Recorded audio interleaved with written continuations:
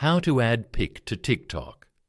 To get started, you first need to open the TikTok application on your phone. You will then be taken to this page, where you can view all the contents that are shared on TikTok. From this page, go to the bottom panel and tap on the plus icon in the middle. This is the TikTok camera screen. Here you can take photos or videos to post on TikTok. Now go to the media at the bottom right corner. You can choose photos or videos from your camera roll here. Now select a video from here and tap on the next button.